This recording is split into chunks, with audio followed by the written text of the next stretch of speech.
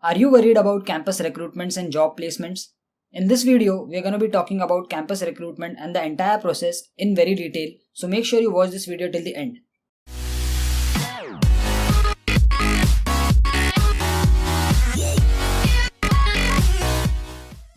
Yo, what's going on guys? Tanmaya for Simple Snippets and welcome back to a new video. And as you can see from the title, in this video, we're going to be covering the entire process of campus recruitment, job recruitment in your college, on campus or off campus. So this is probably one of the most requested video from subscribers, from my juniors and who are getting into their final years, and the placements are going to start soon. So probably their placements have already started or it will start in a couple of months now. So if you're a final year IT student, computer science student, you'll be having your placements in a couple of months, and this video is definitely going to give you a lot of insights about the entire process because I'll be sharing my experiences as well as the 3 different phases of campus recruitment in detail in this entire video. So make sure you watch this video till the end, because by the end of this video you'll have a very good insight about this entire process and you'll definitely be much more confident than you are currently. Also, before I start off with the entire process, make sure you check out the description of this video because I'll be sharing a lot of resources in this video description. For example, I have my own Android application which is for interview questions. So you can download that app. It is free on Google Play Store and it has a lot of interview questions, so that will help you out. The next thing I will share is a document which I had prepared during my placements. So that document has some set of HR questions, some set of technical questions and some technological concepts like cloud computing and whatnot. So that will be very helpful. One more article or one more link to our official website I'll share, and it would have how to groom yourself, how to dress yourself in interviews, and that will be really helpful because you as a fresher will sometimes be confused about what to wear, how to present yourself, how to dress yourself, how to groom yourself during an interview, and it is very important, I'll tell you, and we'll talk about that when we move to the HR phase. So yeah, all those articles, all those resources I'll share in the video description. So after watching this video, you can check out the details of this video in the video description and you'll get a lot of resources. So with that being said, let's start off with today's topic, that is the complete process of campus recruitment. So this entire process can be divided in 3 phases. The first phase would be general aptitude plus technical aptitude, which is the entire phase of aptitude test. The next phase would be technical interview or personal interview, and the last one would be HR interview.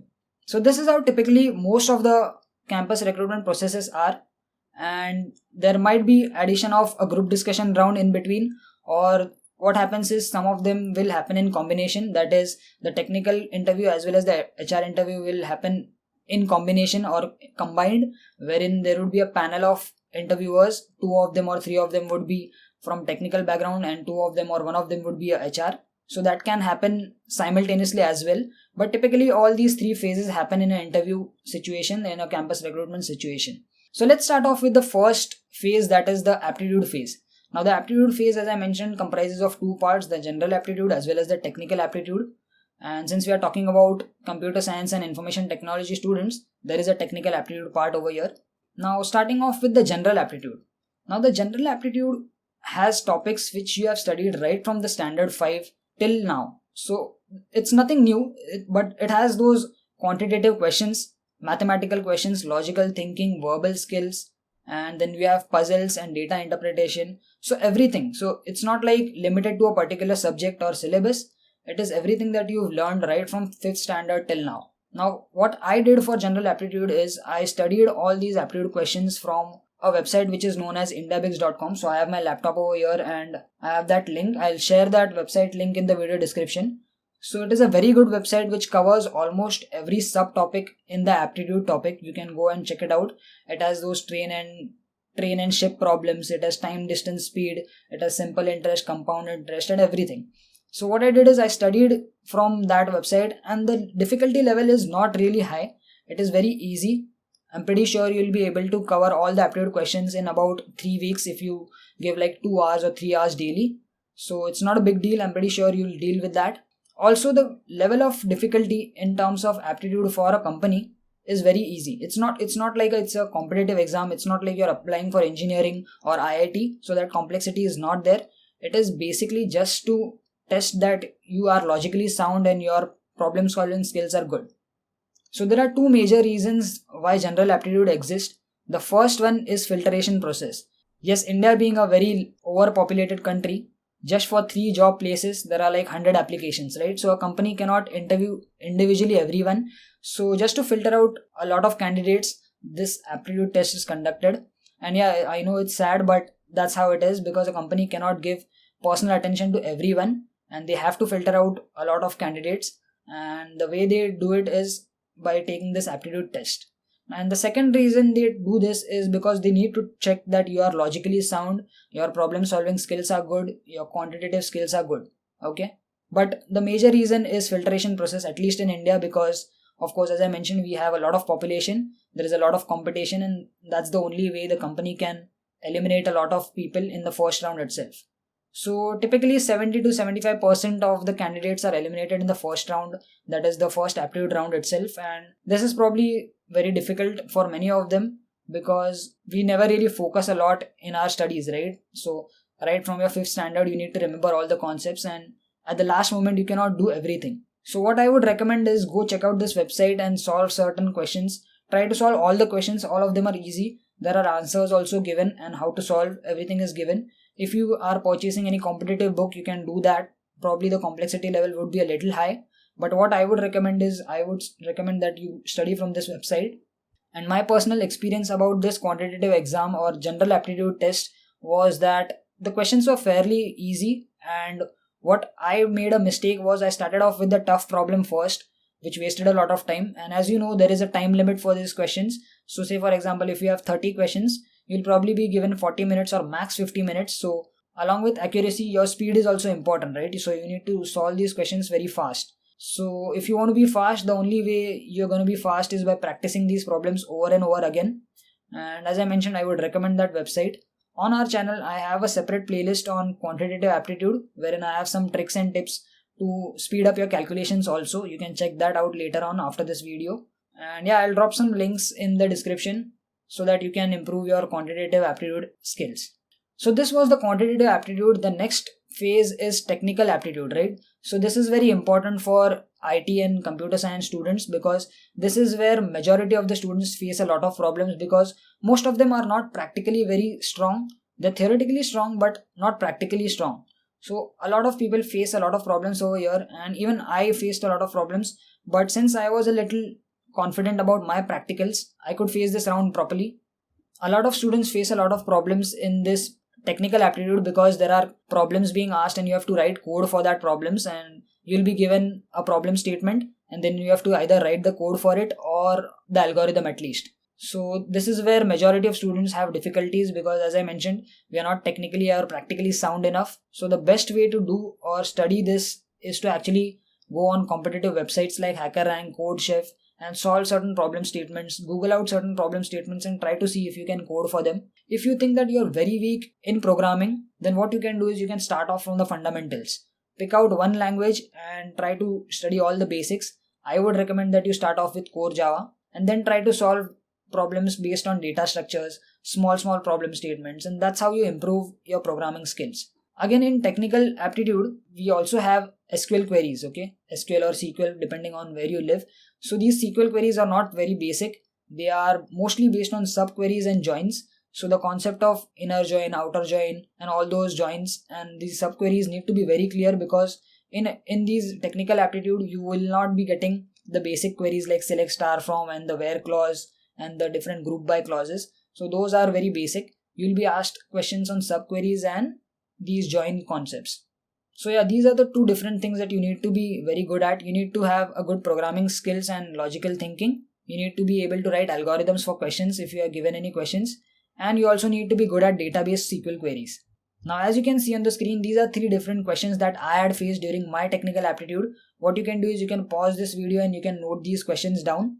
I remember I could probably solve the first and the third one. The second one I could not solve. But yeah, these are the level of programs that come in a technical aptitude if your company is pretty much looking for a developer. If it's a mass recruiting company, the technical aptitude is not that strong, or you probably will not be expecting these kind of questions in a mass recruiting company. What you can expect in a mass recruiting company is you'll be given a code and you'll have to find out the error, or you'll have to find out the output. And then you'll also be given some basic queries. You'll be asked some basic questions, technical questions, and then you can expect such kind of questions in a mass recruiting company. However, you need to be prepared to solve big problem statements just like these 3 ones which are there on the screen. And these are the ones that I faced during my exams, and I could solve first and the third one. I could not solve the second one. Okay, so this was the entire aptitude process, and as I mentioned, 75% of the candidates of the students will be eliminated out usually of this first round itself. So if 100 students are applying, 75 will be eliminated and 25 will be qualifying for the next round. And the next round is going to be the technical interview round or the personal interview round, wherein the panel would be a technical interviewer as well as the HR interviewer, which can happen simultaneously, but we'll talk about technical interview right now. So in technical interview, you are expected to know all the fundamentals of the basics of a particular language. So make sure you study one particular programming language very strong. I would definitely recommend that you study Java, especially the core Java part, probably not the advanced Java. You don't need to know the struts and hibernate and all those framework concepts that well. Of course, you need to be studying them because they are a part of your curriculum. But what I would recommend that you do your core Java very strong, or if you are going for C++, make sure the object-oriented part is very strong. You can go ahead with PHP, you can go ahead with ASP.NET, C#, and you can also go ahead with Python. But yeah, make sure, as I mentioned, make sure you do one programming language very strong, because there would definitely be a question that the interviewer will ask you, what is your strongest programming language? And once you mention that it's Java, most of the questions will be related to Java. The second thing you need to be good at is you need to know the latest technological trends happening. You need to know the basic concepts and latest concepts, for example, big data, cloud computing, cryptocurrency, blockchain, all those technologies. You need to know the theoretical aspect. You don't need to know how to implement them or how to actually apply them in a industry or in a problem statement, because of course you do not have those kind of concepts in your curriculum, right? But then you need to at least be able to answer them theoretically. Only then the interviewer will know that, okay, you are well versed with the latest technology trends and what are happening. So you can probably Google out the latest programming languages, the latest concepts that are coming up, and you need to have a general knowledge about all these concepts. So the questions that can be expected in technical interview would be some basic fundamental questions on the programming language that you choose of, or your technical interviewer will give you a problem statement. He'll give you a pen and paper and he'll tell you that write the algorithm or write the code for that problem statement. And yeah, this can happen live, which means that you have to write the algorithm then and there in front of him. Or what will happen is, in the previous technical aptitude round, if you have missed out a particular question, the interviewer will give you certain time and he'll tell you that, okay, I'll give you more 15 minutes, try to solve that question which you were unable to solve during the aptitude test. So this is what happened with me. I was given time to solve the second question which I could not solve in the technical aptitude. However, even after 10 minutes I could not solve that question. So yeah, that was a bummer, I know. But then yeah, these are the type of questions that you can expect from technical interview. He'll ask you fundamentals of the particular programming language. He'll ask you the latest trends and technologies, and he'll ask you whether you know or have heard of these technologies. And the questions will also be related to the technologies used in that particular company. Okay. So let's say a company is more involved in data warehousing. So the questions will also be related to data warehousing, big data, and all those SQL kind of questions. Okay. Let's say a company is working majorly in web development and PHP. So the questions will be more towards web development, towards PHP frameworks and whatnot. Okay. So make sure you have a good company background as well before actually getting into this entire process. If you know that today XYZ company is coming, Google out that company and Google out everything that the company is working on. Also make sure you know the turnover of that company, who is the CEO of that company. All these things will be asked in the entire process, in the HR round or in the technical round.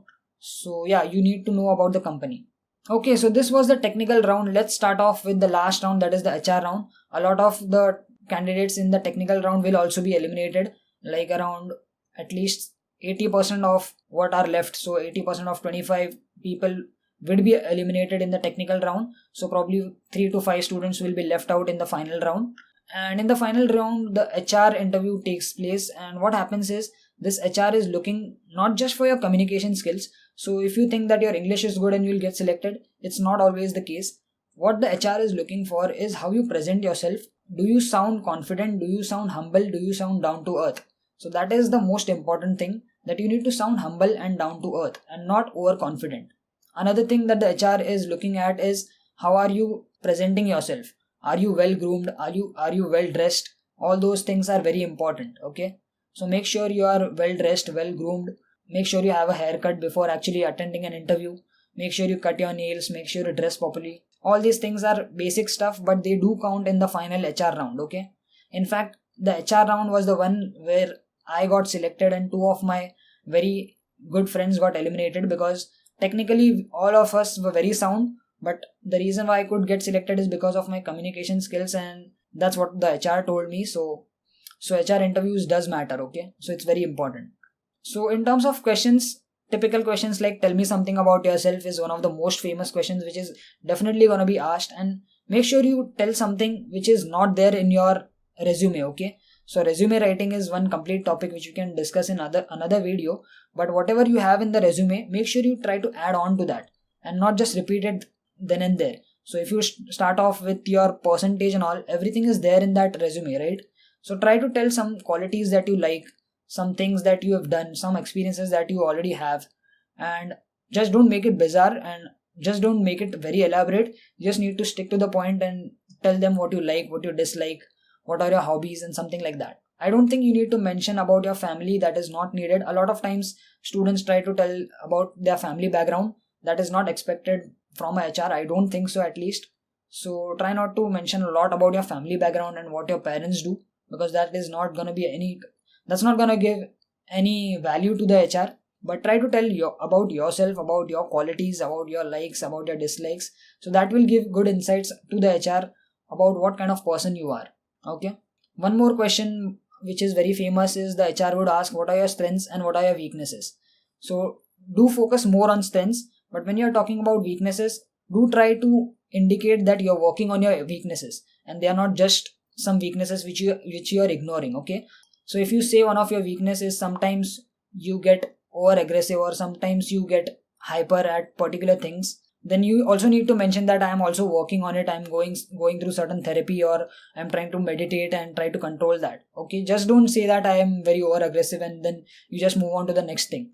Because if you say that, then the HR will think, okay, he's not doing anything to improve on his weaknesses. Okay, so anything you have as a weakness, of course you need to make a chart before, write down all the strengths and write down all the weaknesses. And whenever you write down a weakness, also try to note down what you're doing to overcome that weakness, so that you mention that to the HR that you are doing this and this to overcome this weakness. So that gives a positive attitude to the HR that okay, this guy is trying to improve on his weaknesses as well.